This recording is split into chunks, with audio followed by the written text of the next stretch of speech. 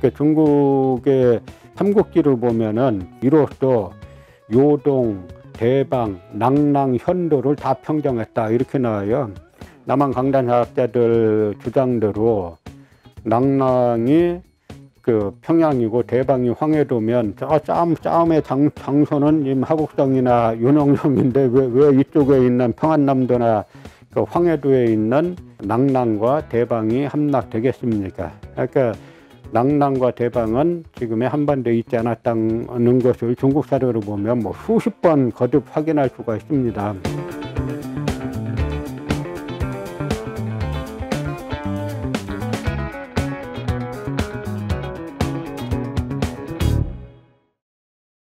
자, 이번 시간에는 그 백제의 뭐 시조 중에 한 명이라고 하는 구태라는 인물에 대해서 살펴보겠습니다.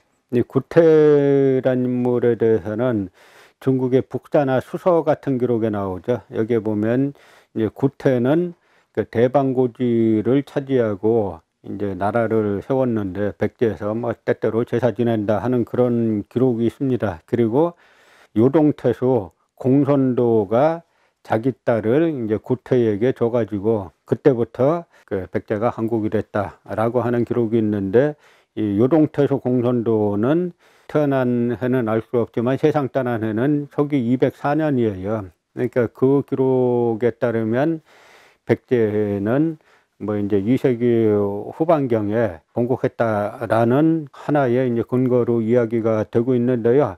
그런데 문제는 요동태수 이제 공손도라는 인물이 나오는 거죠.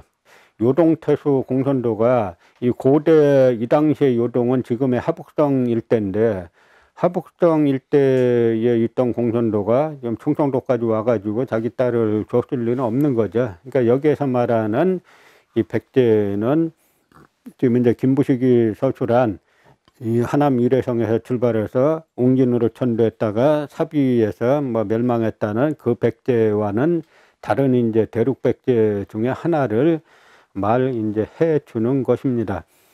이 남한 강단사학계 태두라는 이병도 박사는 이 구태가 바로 고유왕이다 이렇게 주장했어요. 그러니까 구태할 때고 태자를 그 이라고도 읽는데 그거를 갖다가 태라고 읽지 말고 구이라고 읽으면 구이하고 고이하고 발음이 비슷하지 않느냐라고 해서 중국의 북사나 수서에 나오는 구태가 바로 구이고 이것이 바로 백제의 고유다. 그래서 백제의 고유왕이 백제의 최초의 건국자다라고 이제 이병도 박사가 주장을 한 거죠.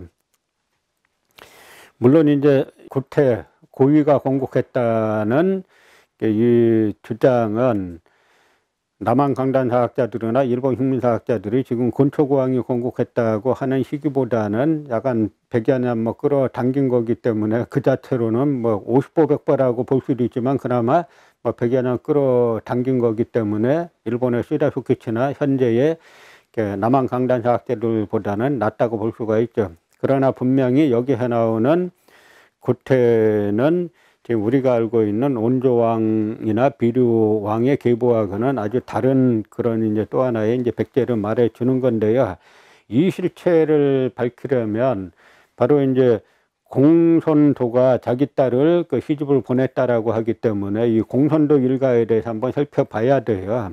그 공손도 일가를 살펴보면 자연히 백제가 여기서 말하는 백제가 어디에 있었는가가 드러나는 겁니다. 공손도 일가를 살펴보면은 처음에 이제 공손도의 아버지가 이제 공손연이라는 사람인데, 이 중국 삼국지에 이제 공손도 일가 쭉 10개는 갖다 제가 이제 그 요약해서 지금 말씀을 드리는 겁니다. 물론 그 소설 삼국지연이가 아니라 나관종이 쓴 삼국지연이가 아니라 그 진수가 쓴 정사 삼국지에 나와 있는 이제 공손도 일가 10개는 가지고 말씀을 드리는 거예요. 여기에 보면은 이 공손도의 어릴 때 이름은 이제 공손표라고 나옵니다. 그 아버지 공손년이 공손표를 데리고, 이 사람이 이제 원래는 요동 양평 사람인데 뭔 일을 저질러 가지고 현도군으로 도망을 갔어요. 그런데 당시 현도 태수가 공손역이라는 인물인데, 공손력한테는 어린 아들이 있었는데 일찍 죽었습니다. 그런데 그 아들 이름도 공손표였어요. 그러니까 이름이 똑같습니다.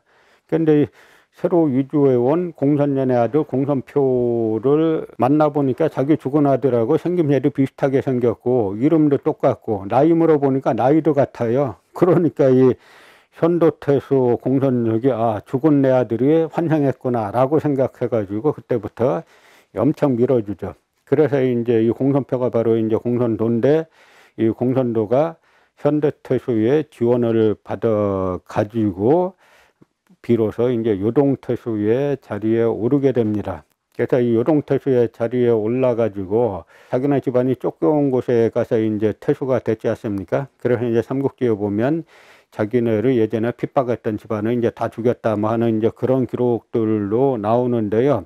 공손도가 그다음에 공손강, 뭐 공손공, 공손년 이런 식으로 쭉 계보가 50년 정도 이어지는데, 이 공손도 집안에 수건 사업이 있어요. 그 수건 사업은 뭐냐면 바로 요동지역, 고대 요동지역, 지금의 이제 하북성 일대를 뜻하는 건데요. 하북성하고 넓게 보면 요동성 일부까지 포함하는 그 지역인데, 그 지역을 독립왕국으로, 우리 공손시의 왕국으로 만드는 것이 이 집안의 수건 사업이에요. 그러니까 당시 삼국시대니까 조조가 세운 위나라가 북방을 차지하고 있고, 그 다음에 그 손권이 남방을 차지하고 있고, 유비가 저쪽은 사천성 일대를 그 총나라를 세워갖고 차지하고 있지 않습니까?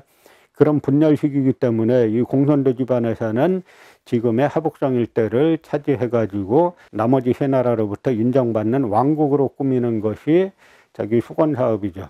공손도가 요동태수가 되니까 이 조조가 영영향후라는 저우로 봉해줍니다.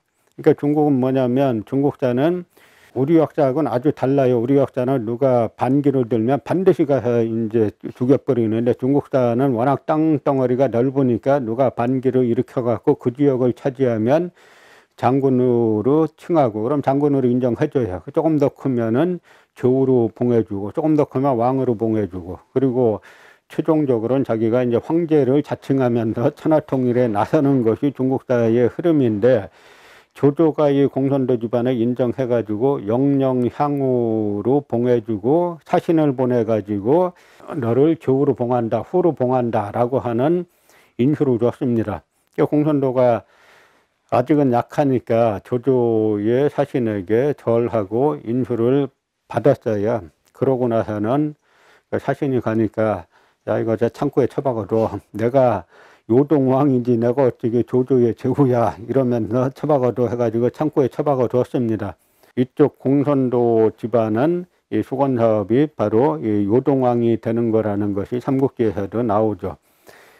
그러다가 계속 세력을 확장하고 있는 와중에 이제 공손년이라는 인물이 요동태수 자리를 차지하게 됩니다. 그러니까 요때 보면은 중국 삼국시대 위초고가 격렬하게 싸우다가 위나라가 조금 약화가 돼야, 그러니까 이제 공손년이 한번 이제 독립하려고 시도를 하게 되죠. 그래서 최종적으로는 이 공손년이 거기에 이제 연나라를 세우고, 그러니까 연나라를 세웠다라고 하는 거는 지금 북경 일대에 그쪽에 이제 하북성, 북경 중심의 하북성 일대 차지했다라고 하는 이야기인데요. 그 연나라를 세워서 독립을 선포하니까 위나라에서는 그 유명한 사마선왕, 그 사마의를 보내가지고 정벌을 하게 합니다. 위초고 삼국의 분열 시대는 위초고 어느 나라도 승리하지 못하고 위나라에서 나온 바로 이제 사마의 일가에서 세운 진나라가 통일을 이제 하게 되는 게 이제 중국사 흐름인데요. 이 사마의가 연나라를 공격하니까 이 서쪽에서 와서 공격하는 거죠. 이 당시 이제 고구려 이 동천왕이 또 군사를 보내가지고 이 동쪽에서 이 공손년을 갖다가 공격을 합니다. 그래서 이 포위를 당한 공손년의 연나라는 그 삼국지를 보면은 사람을 서로 잡아먹을 정도로 극도의 이제 배고픔에 시달리게 되죠. 그러다가 결국은 공선년이 그 수십 명의 기병만 거느리고 막 도망을 가다가 결국은 요동양평에서 잡혀갖고 이제 죽는데 마침 그 자리에 혜성이 떨어졌다는 거예요. 별똥이 떨어졌다는 건데, 그 중국의 삼국지를 보면은 공선년의 머리를 베가지고 낙양으로 보내고 공선년을 추종했던 그 신하들 1000명도 다 죽여버렸다, 그렇게 나오는데, 그 기사를 쓰면서 그 다음에 뭐라고 나오냐면 이로써 요동, 대방, 낙랑, 현도를 다 평정했다, 이렇게 나와요. 이 싸움 장소는 고대 요동 양평입니다. 이 고대 요동 양평이 어딘가에 대해서는 지금 뭐 여러 이야기가 있는데, 지금의 하북성 일대라는 이야기도 있고, 그 다음에 지금의 이제 요동 그 요농성으로 보는 뭐 시각도 있습니다만, 어쨌든 이쪽에서 하북성이 됐던 지금의 요농성이 됐던 여기에서 공선년의 머리를 뱉는데, 정벌된 지역은 어디냐면 요동, 대방, 낙랑, 현도가 다 정벌됐다, 이렇게 나왔어요. 그러면 지금 남한 강단사학자들 주장대로 낙랑이 그 평양이고 대방이 황해도면 싸움의 장소는 지금 하북성이나 요농성인데 왜 이쪽에 있는 평안남도나 그 황해도에 있는 낙랑과 대방이 함락되겠습니까? 그러니까 낙랑과 대방은 지금의 한반도에 있지 않았다는 것을 중국 사료를 보면 뭐 수십 번 거듭 확인할 수가 있습니다. 또 하나, 여기 낙랑이란 곳이 바로 이제 구태가 대방 고지를 차지하고 백제를 해왔다라고 나오지 않습니까? 그럼 이 대방 고지가 어디냐면 그 대방군을 만든 사람들이 바로 이 공선광 집안이에요. 공선도 집안. 공선도에 들을 이은 공선강이 뭐라고 나왔냐면 낙랑군 두누현 아래 황무지를 떼가지고 대방군을 설치했다, 이렇게 이제 삼국지나 중국 기록들에 나오는데, 이 이야기는 뭐냐면 공선도 집안이 활동했던 지역은 지금의 고대 요동, 지금의 하북성 일대예요. 그러니까 그쪽 지역에 낙랑군이 있었고, 그 낙랑군 두누현의 남쪽 황무지를 떼가지고 대방군을 두었다라고 하는 겁니다.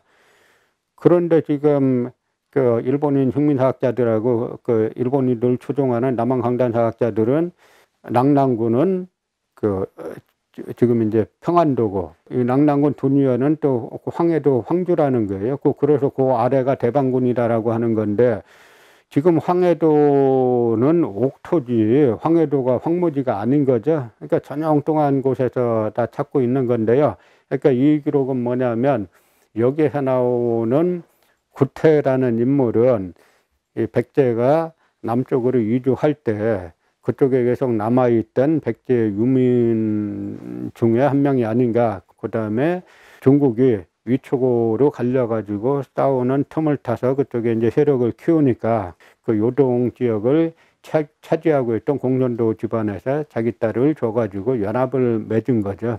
지금의 하북성 일대에도 그 백제가 한 지역을 차지했다라고 하는 이야기고, 이거는 이제 온조 백제의 정통과는 다른 또 다른 백제의 한 세력이 지금의 고대 요동인 하북성 일대를 이제 차지하고 있었다라는 그런 사료로 해석하면 되는 것이죠. 이야기는 중국의 정사인 진후가 쓴 삼국지에 나와 있는 그 공손시 집안의 열전을 가지고 제가 말씀드린 겁니다.